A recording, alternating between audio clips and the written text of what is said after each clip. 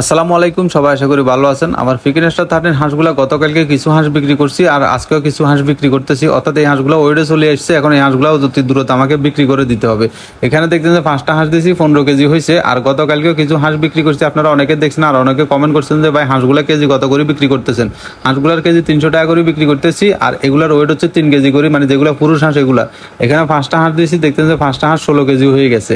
তো আমার এখানে যে মহিলা যে হাঁসগুলো আছে ওই হাঁসগুলো কিন্তু 3 কেজি ওয়েট আসে না, ওইগুলোর ওয়েট কিন্তু আরো কম। দেখা যায় যে এই হাঁসগুলো অনেক সময় বলা হয় যে 45 দিনে 3 কেজি ওয়েট চলে আসে। আসলে 45 দিনে 3 কেজি ওয়েট আসে, এটা ঠিক আছে, তবে এটা সবগুলো হাঁসের আসে না। জানি যেগুলো পুরুষ হাঁস এগুলোর ওয়েট একটু বেশি আসে আর যেগুলো মহিলা হাঁস ওইগুলোর ওয়েট কিন্তু কম আসে। যাই হোক, চলেন হাঁস বিক্রি করা সকালবেলা শেষ, এখন অন্যান্য কাজে লাগিয়ে পড়ি। এই যে দেখতেছেন সিনের মধ্যে তুমি খেত চলাইতে আছি, অর্থাৎ আমার একটা গাভী বাছুর রয়ে গেছে, এগুলারে খেত দিতে হয়। যেহেতু আমার খামারের ভিতরে আর কোনো গরু নেই, মাত্র 2টা গরু আছে, এগুলার গোটা খেত চলাই দিয়ে দিয়েছি সকালবেলা, এগুলার কাম শেষ। এরপরে চলে এসেছি এই যে হাঁসের এখান দিয়ে পুকুর যেটা আছে, এই পুকুরটার ভিতরে দেখছেন ছোট ছোট হেনা একবারে মানে জাম হয়ে গেছে আর কি।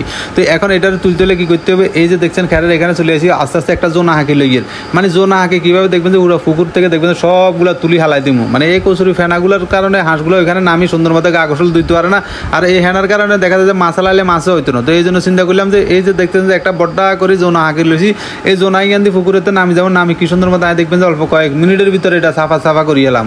এই যে দেখছেন রসের এক কোনারে গেন্দি বান্ধিয়ে লাইছি, দুত্তর তুক্ক মানে জোনার এক কোনারে গেন্দি বান্ধিয়ে লাইছি, দেখছেন কি সুন্দর টানে লিয়ে লাগে। এই হেনাইগুলো মানে প্রচুর পরিমাণে ডিস্টার্ব করতে আছে। হাঁস নামলে হাঁসেরও ডিস্টার্ব, মনে করেন এখানে মাছ হালাইলে মাছেরও ডিস্টার্ব, কারণ হেনার ভিতরে মাছ যদি হালাই হাতে কিন্তু বড় হইতো না। অনেকে কয় যে বাউরে ওই যে কি গাছ গোলাপ গাছ মেলাপ গাছ এগুলো হালালে নাকি হেনা এগুলো খাই হালায়। আসলে এত পরিমাণে হেনা থাকলে কিন্তু মাছে খাই শেষ করতে পারতো না, পরবর্তীতে মাছের অক্সিজেনের সমস্যা হইব।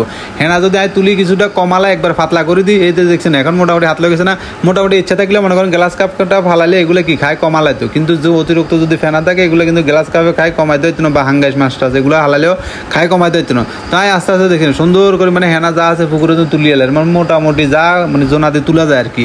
এই পুকুরটার ভিতরে আমি একটা হাঁসের ঘর দেওয়ার খুব ইচ্ছা ছিল আমার, যেহেতু আমার এই ফিকিনেস্টার হাঁসগুলো আমি আপনাদেরকে অনেকে বলছি যে এগুলোতে যদি লাভ হয় তাহলে এই পুকুরের ভিতরে একটা ঘর দেবো। তো আলহামদুলিল্লাহ হাঁস যেহেতু বিক্রি করা শুরু করছি, লাভ লসের হিসাব তো আপনি করে দেবো, মানে আপনি করে তো জানামো। তো লাভ লসের হিসাব জানালে এরপরে দেখবেন যে যদি আর লাভ হয় তাহলে মনে করেন পুকুরেতে ঘর এখান দিয়ে এলাম হাঁসের জন্য, মানে ময়লাগুলো পুকুরেতে পড়ে যাবো, কারণ উপরে রাখলে হাঁসের কাছে কিন্তু ঘরগুলো পরিষ্কার করতে হয় হাঁসের ঘর, এই জন্য একটু জামিলে হয়ে যায়। তো এই জন্য মনে করছি পুকুরের উপরে দিব, তাহলে মনে করেন এক সংক্ষেপে কি মোটর দিয়ে 2 দিলে শেষ হয়ে যাবে। আর এখানে দেখছেন হেনা তুলতে দেখা যাইতেছে ও ফরে কলা গাছ রে, মানে কলা সোয়াই যে হাঁকছে এখানে আস্তে আস্তে বাদুরে খার আই একারে চোখের সামনে হয়ে গেছে। মানে হেনা তুলতে আমার দেখছে চোখের সামনে দিয়ে কলা সোয়া গিয়ে হয়েছে, খাই বেগুন সরাবরা করিয়ে এলাইছে, আমরা চলাই না কি কাঠ বিডা লিয়ে খাই এলাইছে, হোকেও খাইছে। এই যে আর কোকাইজ যে রাখছে দেখছেন, যাও আইজ যে খাইলেছি কোনোরকম। এরপরে দেখছেন মোটামুটি পুকুর ক্লিয়ার করে দিছি, কি সুন্দর হয়েছে না, সুন্দর করিয়ে এলাইছি। যা হোক আলহামদুলিল্লাহ শেষ। এরপরে আগে আগসল দিয়ে এলাইছি। তো সব ভালো থাকেন, আল্লাহ হাফেজ।